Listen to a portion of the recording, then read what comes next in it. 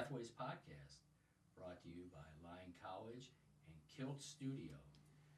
Before we get started and I introduce our special guest, I always wanted to introduce the man behind the board, the guy who makes the magic happen. Please say hello. Hi, Tyrese, producer Tyrese behind the camera. Producer Tyrese, yes, he. You may not see him, but he's there just doing a bunch of great things. Speaking of great things, we have in the studio today Jody Smotherman, a Lyon alum, Yes, and the vice president of business and leadership development for Farco Precise. Yes, Farco and Precise. Yes. Farco and Precise. So welcome. Glad to have you in here. Thank you, Pat. Thank you for the opportunity. Grateful to be here today and looking forward to our time together. Absolutely. Way we always kick off the podcast is a real general question. Just kind of tell us about yourself, like kind of where you're from, and kind of bring us from the past all the way to kind of where you are today. Sure. Born and raised in this area, Independence County. Grew up in a very small farming town called Oil Trough, Arkansas. Okay. 15 minutes from here. Graduated high school from Oil Trough. Came to Lyon College, first generation college student. No one in my family had ever been to college, my direct family. Came here and had a wonderful experience. Like many students, had one major in mind, changed majors my sophomore year, and decided to do pre-pharmacy and chemistry. Had a great time here at Lyon and then finished in 1993, and then went on to pharmacy college in Little Rock at UAMS. During my senior year, I met my wife. We've been married in July. We'll be married 30 years. All right. We have Congratulations. Thank you. She often jokes and says 30 years in a row. We have 3 daughters. Our oldest daughter, Emma, is a senior here at Lyon. She'll be graduating in a few months. Yes. Our middle daughter, Lauren, is a senior in high school and has narrowed it down to 2 colleges and is leaning toward Lyon, which makes me very happy. Yeah. Our youngest daughter, Tessa, is a junior in high school. Right. After pharmacy school, I had become a Christian in college here at Lyon. Felt a calling to serve in churches in some capacity. So after pharmacy school, my wife and I moved to Memphis, and I worked as a pharmacist part-time for Walgreens, and then went to seminary, something you may not know. And I graduated with a Master's of Divinity in Biblical Studies, specialized in New Testament, and then my wife and I moved back to Arkansas. Yes. And ever since, I've worked full-time and served in churches part-time. In 2003, when we moved back because we wanted to start our family here in our home area, and started at White River Health as a pharmacist, and had a lot of opportunities at White River. I was there for 20.9 years, almost 21. Be precise. and worked as a pharmacist, had opportunities for promotions. The last 7 or 8 years was on the executive team, served as chief strategy officer and then chief community affairs officer, and made a career transition. If you'd asked me 5 years ago if I thought that I would retire in healthcare, the answer would have probably been most likely. But in November of 2023, over Thanksgiving holiday, we'd had our Thanksgiving dinner. My parents had gone home. Our children had gone to do things with friends. I went outside to sit and think for a while. We live out in the country. And, I like to sit on our deck and have a cup of tea. And was sitting out there thinking, and I came in and I told my wife, and I said to Jamie, I'm not going to retire in healthcare. And she said, well, what makes you say that? And I said, well, I've been thinking about this. Something's been on my mind. I've been praying about it. I just know I won't. And over the next few months, lo and behold, Taylor Maherg, the president of Farco, and Casey Jackson, the president of Precise, their sister companies. We began to have discussions just because we knew each other, and they offered me a position and gave me an opportunity to do things I loved. I loved my time at White River, had a great career there, loved the people I worked with, great mission, but what they offered were the things I enjoy the most. And in April of last year, started with Farco and Precise, and it's been a wonderful opportunity. Wow. Well, can you, a lot of the people watching and listening probably don't know Farco and Precise. Can you tell us more about like the business? Sure. Farco was founded in 2020. It was originally a company in Newport called Frank A. Rogers Construction. Right. The owner of our company bought that company. Taylor Maherg became the president. Taylor's Midland graduate. He's from Independence County. And then in 2022, Frank A. Rogers purchased M&A Jones, a local general contractor.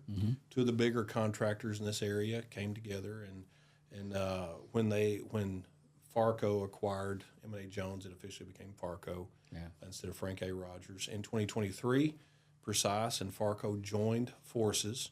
Farco is a commercial general contractor. And then Precise is a subcontracting company, one of the largest subcontracting companies in the state now. We have about 150 employees for Precise in 3 locations. And joined forces, we have about 230 employees. Farco this year will become the 7th $100 million general contractor in Arkansas. All of them, except us, are located in central Arkansas or northwest Arkansas. We're the only rural general contractor that will hit that $100 million mark. And Farco and Precise are 2 of the fastest growing construction companies in Arkansas. Great. The presidents, Casey and Taylor, great guys. They have a great culture.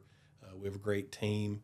We're very growth oriented. We're very community oriented. We both companies give back to our communities, serve our communities, and the sky's the limit. Wow.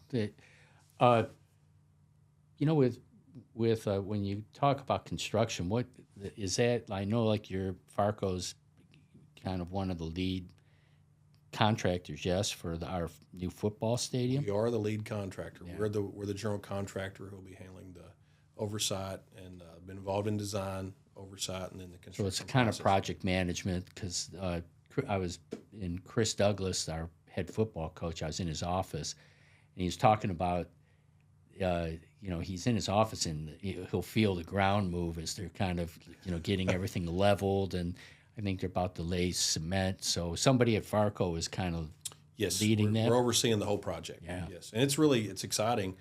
Lyon will have its first football stadium, and to be working for the companies as an alum from my alma mater to do all this, it's really exciting.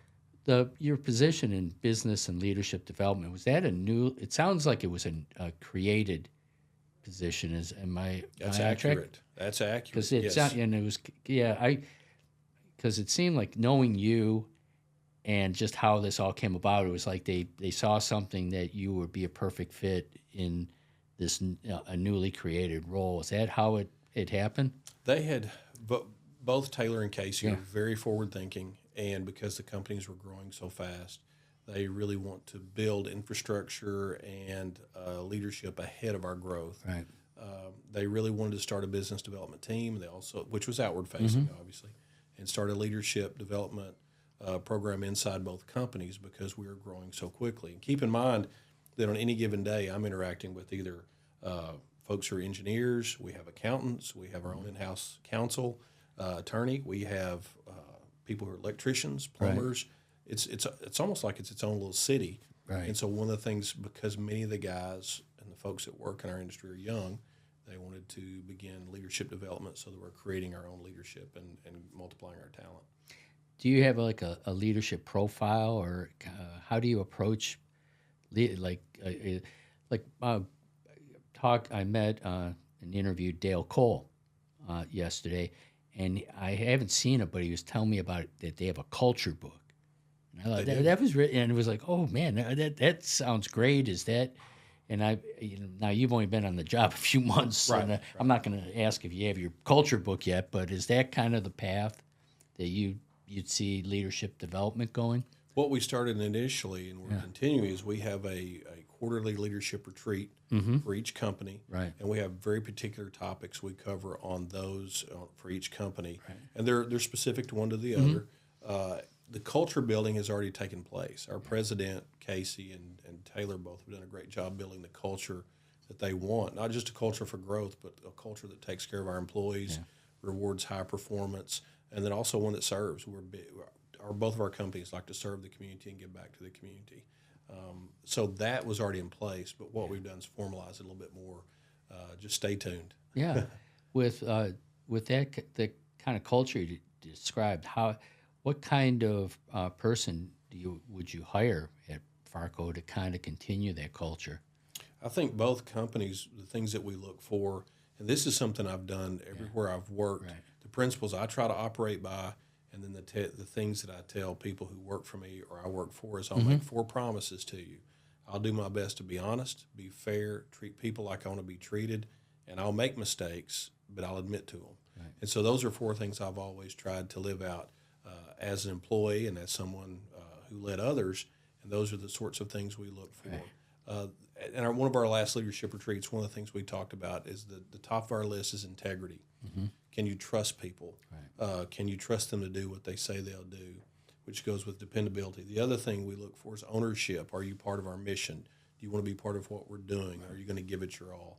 And then third, talent. People often think that talent is the first thing you should look for. Right. At Farco and Precise, we're looking for folks who have high integrity, high ownership, and then talent, and you can be trained in the rest. I mean, I came from healthcare 30 years into this industry. If they can teach me, they can teach anyone. Yeah, I remember coming up that it was they always looked at skill versus will. Right. And skills, they said, yeah, they trainable, but will was always what you kind of need to zero in on, because some of that is just inherent in the individual. Some of it's you can coach up and train, but yeah. That's right. I recall when I was a chemistry major, our chemistry textbook, many years ago, on the first page it had a quote. It was a quote by Thomas Edison, and he said, "Genius is 99% perspiration and 1% inspiration." Love it. Yeah. And so even then, you were learning here at Lyon that it's really as much about your work ethic as it is anything. Let's go back to healthcare for a moment. One thing in looking at kind of your bio and your history, it's what I like to call, there's a lot of different career pivots. Here's somebody that's starts in pharmacy and then you weren't going to have a pharmacy career. You move on to the next thing and the next thing. Kind of, how did all of that career progression come together? I would say a good part of it's God's providence. Yes. The other part of it is one of the things that I watched my father growing up, who had a high school education but was pretty successful. One of the things he did really, really well was he was good about building relationships, and I watched him build relationships with people. I recall when I was young, we would go to Little Rock. He would get his quarterly bonus where he worked. We would go to Little Rock. We would have dinner, and then we would go to McCain Mall as a family. And while my mom was walking around and shopping, my dad would sit on a bench, always sit there on a bench in the middle of the mall, and I'd sit with him. And invariably a guy would sit down, and my dad would ask him who he was, and where he was from, and start just asking a lot of questions. And before you know it, my dad and this guy would talk for 20 minutes. Right. And that had a big impact on me, watching my dad approach strangers and being willing to talk to them. And he would almost, after years, when someone would say they were from a certain town or a city, he would have recalled someone he had met there before and bring them up, and they naturally connected. I think that one of the things is building good, durable relationships, not relationships that are transactional, where I get something from Pat and Pat gets something from me, but where you have each other's interest at heart. I think you have to be open-minded. Yeah. I was sitting at a pharmacy conference years ago. I was the director of pharmacy at the health system that time, and one of the speakers had said that he would really like to see pharmacists become more active in healthcare leadership. And what was odd is I looked around the room, everyone was in the same position. They were all pharmacy directors. And I thought, well, how can we say we want to be involved in leadership if they have their whole career in that one position? Right. I think you have to also be a little bit of a risk taker, be willing to try some things that you might not have trained for, some things you might not be comfortable with. But relationships, being a little bit of a risk taker, and then being open-minded about what you could do. You also have to have a fair amount of confidence in the people you work for, but also in yourself to be able to try some new things. I think that when you live life, I'm 53, about to be 54. If you live a good principled life, when you get later in the years, like you and I are, you don't really regret things you did. If you've lived a good life, what you'll regret is what you didn't do. Yeah. And I would encourage young people and students here to be open-minded, try new things. Particularly at their age, they don't have a lot of responsibility. Yeah. If you don't have a family yet, if you don't have a lot of obligations, you can try some new things. And I think that's part of what makes, the old saying, variety is the spice of life. Because it's interesting with, when you your first transition at White River Medical was kind of from pharmacy into more, I'll call it general management. Yes, Is that? that's accurate. Kind of thinking back, how were you kind of uncomfortable or challenged, or was it like all of the above? I mean, yes. Kind of walk, because I think that's something a lot of times change can intimidate, and then eventually turn off people, and so they're not trying to go for that next opportunity, and you're a great example of someone who kind of, I'm sure, put yourself in an uncomfortable place in order to grow. Is that kind of close? Very fair. I had been started as a night shift pharmacist, was moved to the days, became a day shift supervisor, then a couple of years later became the pharmacy director. And a couple of years after that, it was in 2010, our administrator over our area came to me and said, I've got this need. Would you consider moving out of pharmacy and being over several different departments? Well, none of those were pharmacy related. As a matter of fact, they were more nursing and business related than they were pharmacy. And I said, well, let me think about it. And she said, well, I'd consider it a personal favor if you'll help me out. Okay. And when you're raised in this area and someone Right. says I'd consider it a personal favor, Right. you can't tell them no. Yeah. And I was really intimidated because those areas were very different than what I was used to. Thankfully, there were good leaders that were present in those areas that I could rely on. And when I went into it saying to them, I know nothing about what you do. Here's what I'll do. I'll be fair. I'll be honest. I'll treat you like I want to be treated, and I'll admit my mistakes. And they trained me. And I had two choices. I could act like I knew what I was doing, and I didn't, and we would all see it, or I could let them train me on how to do the work and me take care of them.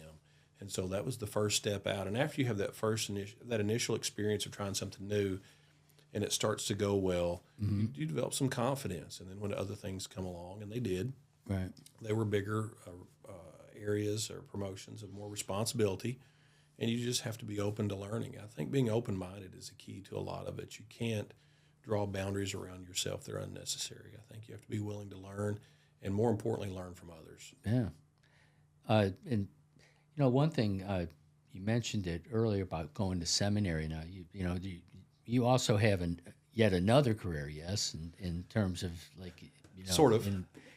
Call it in the ministry. Yes, I've served in churches and on staff or helped pastor churches for almost 3 decades now. Yeah. Work full-time and then serve in the church. I serve as an elder at Compass South at our church and serve as a teaching pastor there. And we're without a pastor, so that means every Sunday now. And so I wouldn't call it a career. It's an opportunity to serve. Right. And it's an opportunity to serve the church. And I've enjoyed that as well. And some would say that if you have both of those, they're a distraction. One can distract from the other. Yeah. I don't think that's the case at all. I think one sharpens the other. Yeah. And you're dealing with people in both situations. You're going to deal with people, whatever career you have, and it just gives you an opportunity to accelerate your learning and how to deal with people and deal with situations. Yeah. Was there ever a thought about being in the ministry rather than in business? Not really. Yeah. I did pastor a church full-time for a short period of time. Right. And realized that was not my cup of tea or calling because I felt like I was a religious administrator. And the people to me were more important than the processes. And so did that for a short period of time. Then we moved back here, have served in a church part-time or bivocationally is the term. Yeah. Have our full-time career and family and then serve when I can. It's worked out really well. Well, it's the best of both. Absolutely. Yeah, that Absolutely. probably keeps you grounded as well. It does. How do you with having the involvement in the church on weekends? What kind of things do you do for your free time then? Because it doesn't seem like you have a whole lot. That all ties together. Yeah. There are people I think that they see their life as very fragmented. Yeah. And my wife and I and our family have been very fortunate that what we do fits together. The hobbies and the little bit of spare time I have, I'm an avid reader. Okay. Love to read. And then avid runner. I write some on the side. I love to write. And then also 2 years ago started playing golf. And it's really got its hooks in me now. And so if I'm not working or with family or doing stuff for church, I'm either reading, running, or playing golf usually. So, Well, hopefully your golf game's better than mine. That would test the most religious person. But all right. One thing as far as like if you look at just career advice. We got every May we have graduates. That and they're for you, and we've kind of touched on it a little bit, but the advice as far as how. Well, here's producer Tyrese. He's a first year student. So your advice in terms of how to have a successful career, because you have, and you've done it in a very interesting way. In terms of that, it's been several different industries and pivots. So how, when you look at all that, what is the advice you give for how to have that successful career? It's a great question. I've been very fortunate. I think that I see everything as a matter of stewardship. Mm-hmm. First off, if you want to have a big career or a promotion, do well in what you're doing. Right. You have to focus on the current role you've been given and do well at it.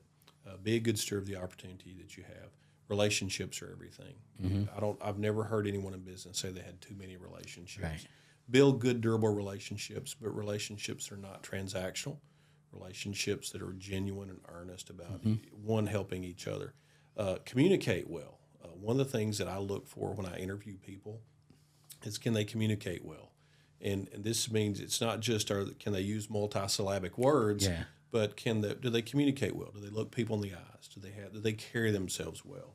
Our Taylor and Casey have a saying: do they show well? Does someone show well when they're in public or they're dealing with others? I think we've already said work ethic is important, integrity is important. One of the things that really impresses me with young people, and I can say this as someone who's not young, is when I see a young person who is confident and has good manners, it really sets them apart to me. That's not to say anything about any generation, but I still love to hear someone say, "You're welcome," instead of "no problem." Maybe because I'm old-fashioned.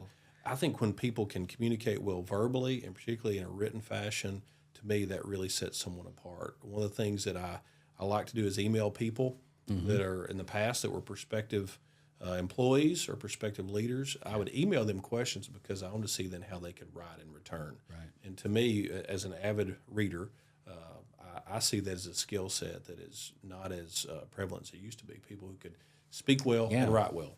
Well, and you know how you always hear, like with your kids, about you'll tell them something and it may not stick with them, but then another parent or whatever said, and all of a sudden it's like, oh yeah, and why I'm laughing is because I keep emphasizing this so much in my classes, because I teach a variety of marketing classes, but I also am trying to teach those skills to be successful. And Tyrese has had to endure a few of my mini sermons in terms of professionalism and all the things that it takes. And I'm fortunate because I can relate it back to my business career. And this is what worked in the work world. Right.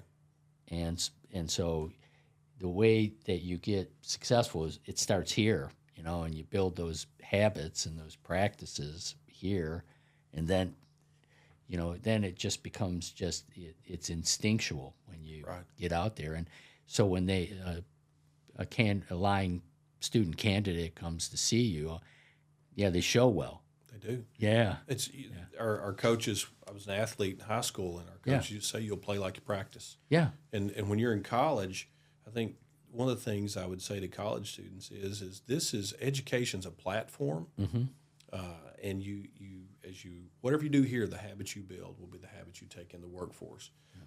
And education can propel you, but it doesn't guarantee anything. It's going to come down to who you are as a person. I think the more you learn how to interact with people, the more successful you're going to be. Everything we do in business is relational. Yeah. And when you can carry yourself well, speak well, have good manners. To me, I'll keep emphasizing that because I see an absence of that in a good bit today, like a professionalism at times. If you can present yourself as a professional and it be earnest and sincere, I think it propels you a long way. Yeah, and manners it shows up in how when you just watch how people treat others. Right.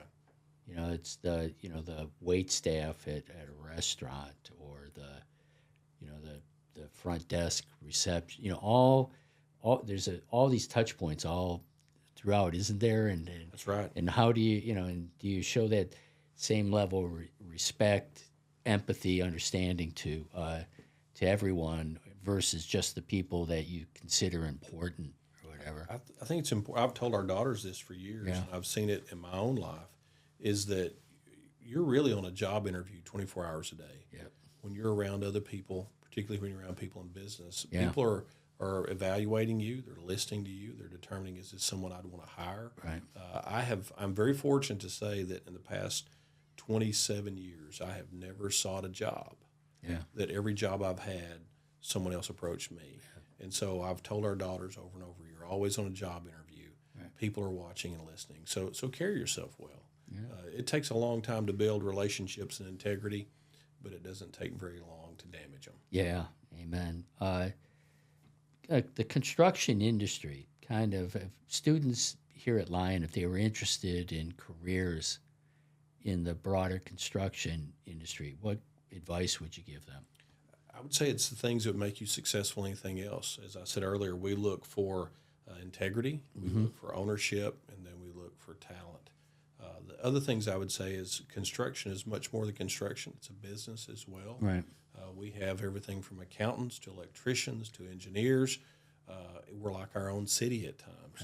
Right. You have to be able to get along with others. I'll go back to the personal touch.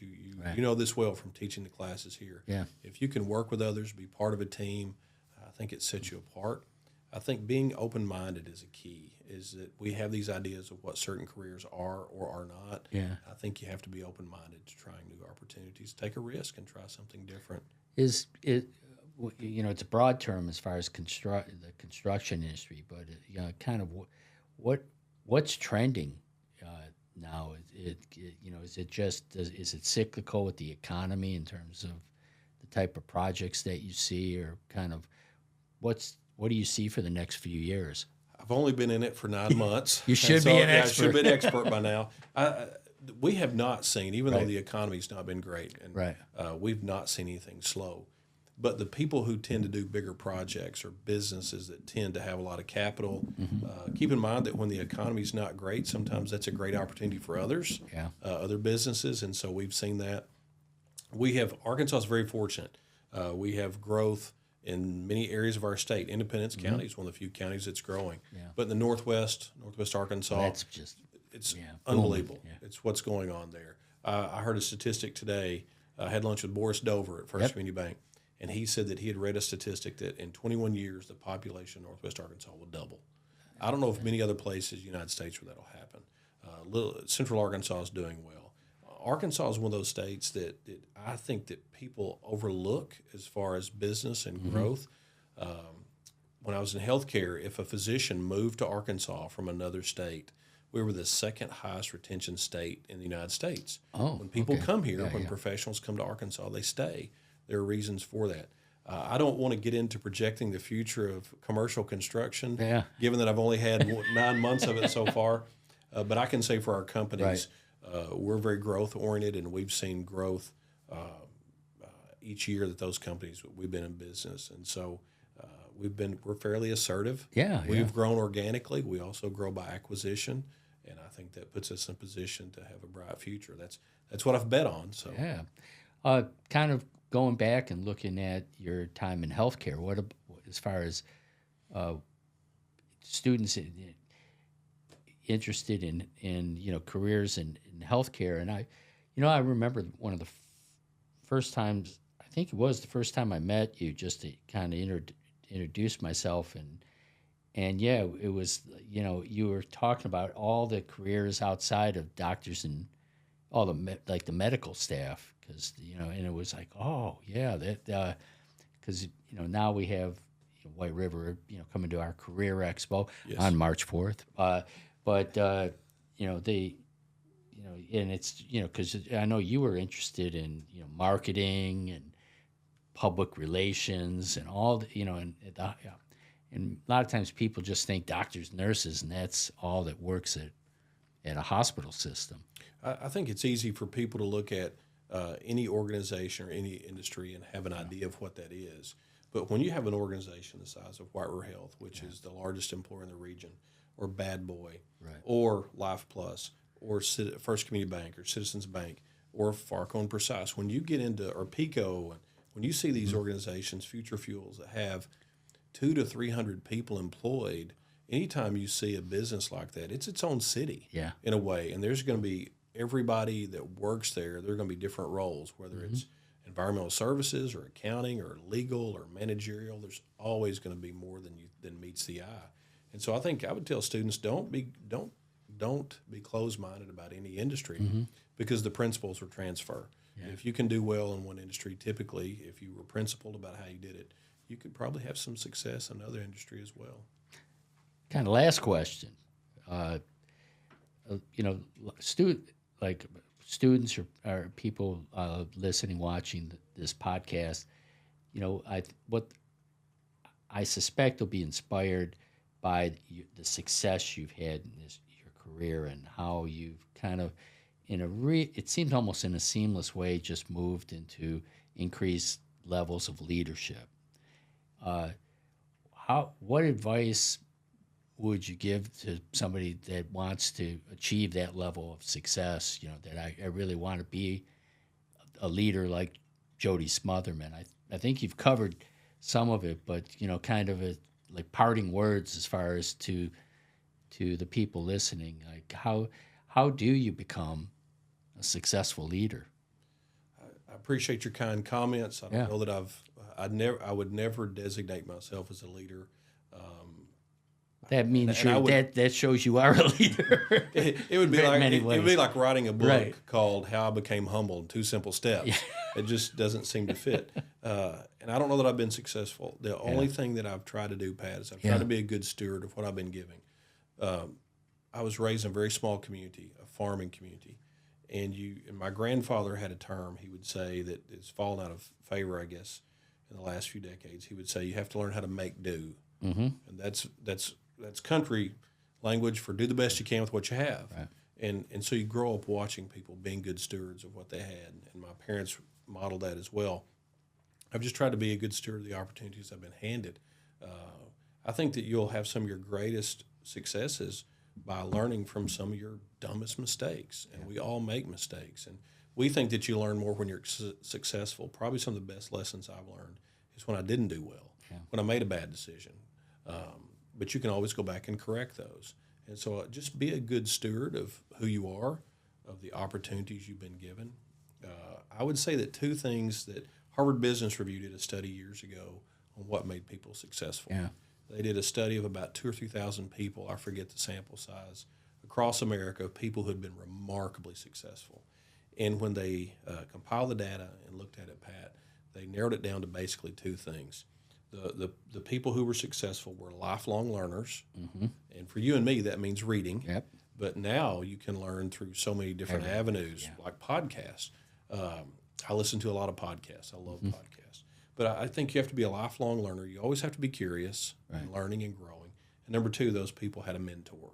So the 2 things I would say is work hard, be a good steward of what you've been given, any opportunity, but be a learner, be curious, continue to learn and grow as a person, and then find a mentor in whatever you're in. And every opportunity I've had, whether it was within the health system or before or now, I've always identified a mentor, and I spend time talking to them and learning from them. And that has prevented mistakes. Yeah. It's prevented missteps. And so I think if you'll read and learn and grow and have a mentor, you're in a way, you can't be guaranteed success, but you've certainly tilted the table in your favor. Well, that is an incredible way to close. Thank you so much, Jody. Thank you, Pat. Appreciate the opportunity. Absolutely. And thank everyone for listening and watching the Career Pathways podcast. We publish weekly, so we hope that you stay with us. What we really hope is if you're not a subscriber that you do subscribe. And even more, what we really hope is that you would give us a review. This is the quiz portion of the show. Producer Tyrese, they give us a review. How many stars would we ask them to give us? 5. You bet. 5 stars. You heard it from Tyrese. And before we close, another thing, we always have a question at the end about where can you find the Career Pathways podcast? Tyrese, help us out. I believe 97.3 Okay. platforms. The same amount that Kill on Germs. Yep, he's working on that. He'll get some tutoring from producer Cheyenne and producer Jason. But yeah, we're in pretty much all the platforms, and so we just hope that you come and listen to this podcast and many others. So take care, and we'll see you next time. Bye.